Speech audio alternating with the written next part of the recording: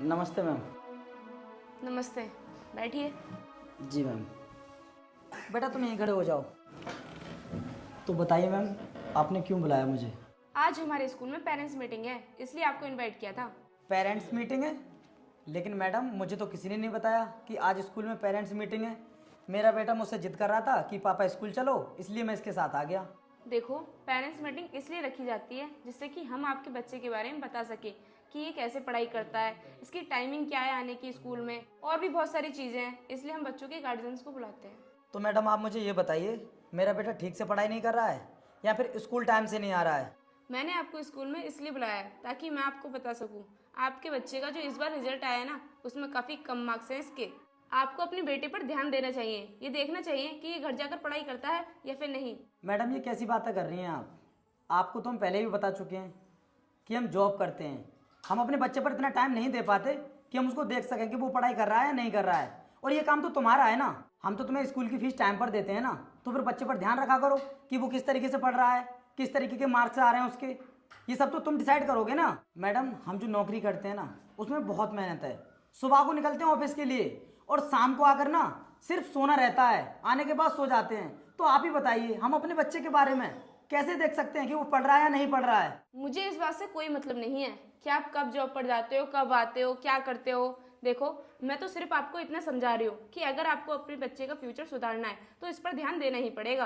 अरे मैं तो ये कहती हूँ, जब आपके बच्चे के मार्क्स डाउन आ रहे हैं तो इसकी ट्यूशन क्यों नहीं लगवा देते, और जब ट्यूशन लगेगी तो इसका माइंड भी तेज होगा, और जब माइंड तेज होगा फिर मार्क्स भी अच्छे आएंगे, फिर आपको अपने बेटे पर गर्व भी होगा। मैडम बहुत आसानी से कह दिया आपने कि आप अपने बच्चे की ट्यूशन लगा लो। यही बोला था ना आपने। अगर हम अपने बच्चे की ट्यूशन लगा लेंगे तो आप हमें ये बताइए, हमने आपके इतने बड़े स्कूल में अपने बच्चे का एडमिशन क्यों किया है? हम आपको फीस टाइम पर क्यों देते हैं? इसीलिए देते हैं ना कि आप बच्चे पर ध्यान रखें, बच्चे को अच्छे से पढ़ाएं। लेकिन आप हमें सजेस्ट कर रहे हो कि ट्यूशन लगा लो। अगर आप अपने बच्चे की ट्यूशन नहीं लगवाओगे तो मुझे नहीं लगता कि आपका बच्चा हमारे स्कूल से कभी भी टॉप कर पाएगा। और हमारे स्कूल में जितने भी बच्चे पढ़ते हैं उनके सभी पेरेंट्स ने ट्यूशन लगवा रखी है, और एक एक नहीं, दो दो। मैडम मैं मानता हूँ कि इस स्कूल में जितने भी बच्चे पढ़ते हैं उनके गार्जियंस ने उनकी कोचिंग लगवा रखी है। लेकिन आपको तो पता है ना, हम जहाँ पर जॉब करते हैं सिर्फ 10-10 हज़ार रुपये महीने के मिलते हैं। अब इतने पैसों में हम क्या कर लें? आपके स्कूल की इतनी महंगी फीस है, वो भी हमें पे करनी पड़ती है, घर के खर्चे भी देखने पड़ते हैं। तो मैडम ये इतना आसान नहीं है जितना आसान आप समझ रही हैं। देखो हमारी परेशानी को समझो और हमारे बच्चे पर थोड़ा ठीक से ध्यान दो। आप क्या चाहते हैं कि हम स्कूल के सभी बच्चों को छोड़कर आपके बच्चे पर ध्यान दें? हमारे पास इतना टाइम नहीं होता है। हम सभी बच्चों को एक साथ पढ़ाते हैं, और ये तो बाद में पता चलता है कि कौन बच्चा कितना इंटेलिजेंट है। मैडम मैंने कब कहा आपसे कि आप सब बच्चों को छोड़कर मेरे बच्चे पर ध्यान दो? ये सब तो मैं इसलिए कह रहा हूँ कि अगर मेरा बच्चा ठीक से नहीं पढ़ेगा तो वो आगे कैसे बढ़ पाएगा? मैडम मैं कुछ नहीं जानता, अगर बच्चे ट्यूशन पढ़कर ही इंटेलिजेंट होंगे तो फिर आप लोगों का बच्चों को पढ़ाने से क्या फ़ायदा है?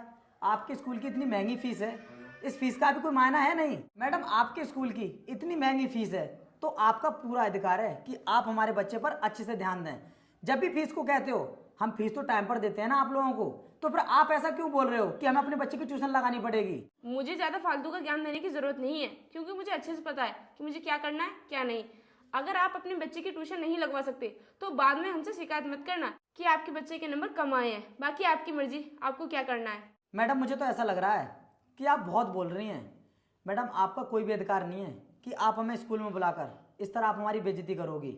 और तुम्हें क्या लगता है कि तुम मुझसे ट्यूशन के लिए बोलोगे तो मैं अपने बेटे की ट्यूशन लगा दूंगा? मैं किसी भी कीमत पर अपने बेटे की ट्यूशन नहीं लगाऊंगा। इस बार अगर इसके मार्क्स कम आए ना तो मैडम आप सोच लेना कि मैं आपके साथ क्या करूंगा, क्योंकि पूरी रेस्पॉन्सिबिलिटी आपकी है कि मेरा बेटा कैसी पढ़ाई कर रहा है कैसे नहीं। क्या करोगे तुम मेरा?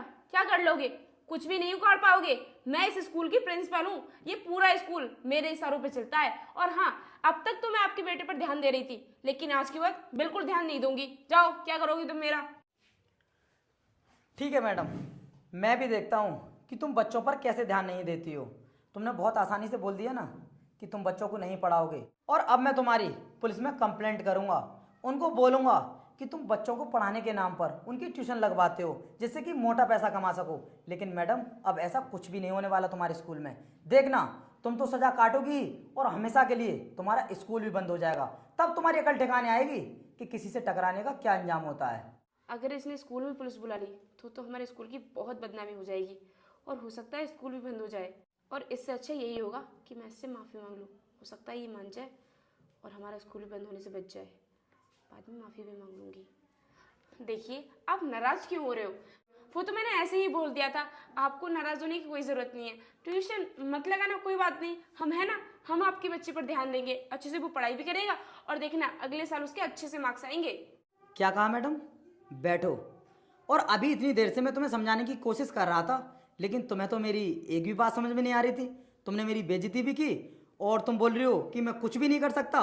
देखो मैडम, अब तो मुझे तुम्हारी बातों पर बिल्कुल भी विश्वास नहीं है, क्योंकि मैं तुम्हारी कंप्लेंट आज ही जाके थाने में करूँगा और तुम्हारा ये स्कूल और तुम्हें सजा तो मिलकर रहेगी। बेटा चलो हम चलते हैं, अब पता चलेगा मैडम तुम्हें। ये मुझसे क्या हो गया? मैं तो इसे गांव का गवार समझ रही थी, लेकिन ये तो काफ़ी इंटेलिजेंट निकला। अब मैं एक काम करती हूँ, स्कूल के पूरे स्टाफ को बुला लेती हूँ, फिर उन्हीं से बैठकर डिस्कस करूँगी।